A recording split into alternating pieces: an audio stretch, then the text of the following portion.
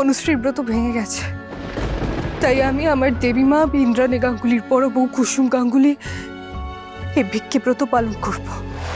ঈশান সাহেব, দেবী মা মা মন্দিরে ব্রত করছে জাদুকর, এবার দেখবে সব ঠিক হয়ে যাবে। ওদিকে মায়ের ব্রত কমপ্লিট হবে, এদিকে বাবার অপারেশন সাকসেসফুল হবে, তুমি দেখে নিও। ঈশান, অনু, অনু কি হলো? অনু, অনু তুমি এখানে কি করছো? আমি বাবার খবরটা শুনে এখানে চলে এসেছি। ঈশান, একটু আগে শুনলাম বাবা। অনুশ্রী, অনুশ্রী ওটা ফেক নিউজ। হ্যাঁ, বাবার অবস্থা ক্রিটিক্যাল, কিন্তু বাবা ঠিক আছে, কিচ্ছু হয়নি বাবার। কিন্তু খবরে যে বলছিল। অসহ্যকর লোকজন। এই মুহূর্তের ব্রেকিং নিউজ, আমরা সূত্র মারফত জানতে পেরেছি গাঙ্গুলি গ্রুপ অফ কোম্পানিজ এর কর্ণধার ইন্দ্রাণী গাঙ্গুলির স্বামী রাজশেখর গাঙ্গুলি হার্ট অ্যাটাক হওয়ায় গত দুদিন ধরে হাসপাতালে ভর্তি ছিলেন। আজ খানিকক্ষণ আগে হাসপাতালেই তার মৃত্যু হয়েছে। এটা আমি কি করলাম? আমি না জানি আমি কি সর্বনাশ করে ফেললাম কুসুম। আমি নিউজটা শুনে আমি বিশ্বাস করে ফেলেছি, তাই আমি ব্রত অসম্পূর্ণ রেখেই তো চলে এসেছি।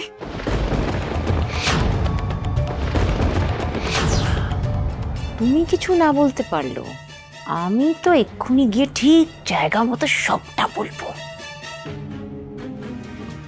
তুই দিদিকে বলিস নি কত বড় একটা ব্লান্ডার হয়ে গেছে, যার ফলে দিদির এই ব্রত কোনো কাজেই আসবে না। কাজে আসবে না মানে? কি বাজে কথা বলছিস ছোট? দিদি, আমি কোনো বাজে কথা বলছি না। তোমার বৌমা, ছোট বৌমা অনুশ্রী একটা বাজে ভুল করে ফেলেছে। দাদার মৃত্যুর ভুয়ো খবরটা শুনেও ব্রত ভেঙে ফেলেছে। চিন্তা নেই মা, অনুশ্রীর অসম্পূর্ণ ব্রতের শেষ অংশটা সম্পূর্ণ করতে তোমার বড় ছেলের বউ কুসুম মন্দিরে পৌঁছে গেছে। অনুশ্রীর ব্রত ভেঙে গেছে, তাই আমি আমার দেবী মা ইন্দ্রাণী গাঙ্গুলির বড় বউ কুসুম গাঙ্গুলি এই ভিক্ষে ব্রত পালন করব। এই গাঙ্গুলি পরিবার সত্যি খুব ভাগ্যবান, যাদের এমন দুজন পুত্রবধূ আছে, যারা এক কথায় শ্বশুরমশাইয়ের প্রাণ রক্ষা করতে এই কঠিন ব্রত পালন করতে প্রস্তুত হয়ে গেছে।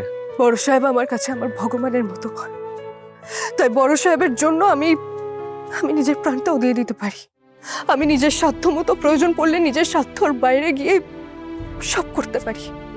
আপনি শুধু আমায় আশীর্বাদ করুন, এই ভিক্ষাব্রত যাতে আমি পালন করতে পারি। নিশ্চয়ই পারবে মা। যে সৎ উদ্দেশ্য নিয়ে কোনো কাজ শুরু করে, তার কাজ সফলভাবে সম্পূর্ণ করার জন্য স্বয়ং ঈশ্বরও সঙ্গে থাকেন। তুমি দেখো মা, আজ নিশ্চয়ই তিনি তোমায় সাহায্য করবেন। আমার আশীর্বাদ রইল। ব্রতের নিয়ম তো তুমি জানোই, তবে যেহেতু তুমি আরেকজনের অসম্পূর্ণ ব্রত সম্পূর্ণ করতে চলেছ, তাই আগে তোমার শুদ্ধিকরণের প্রয়োজন। একটু এখানে বসো।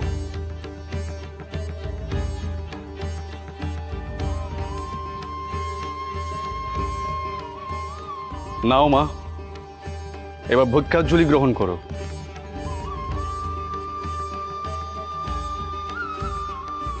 এবার ভিক্ষা ব্রতের জন্য যাত্রা শুরু করো।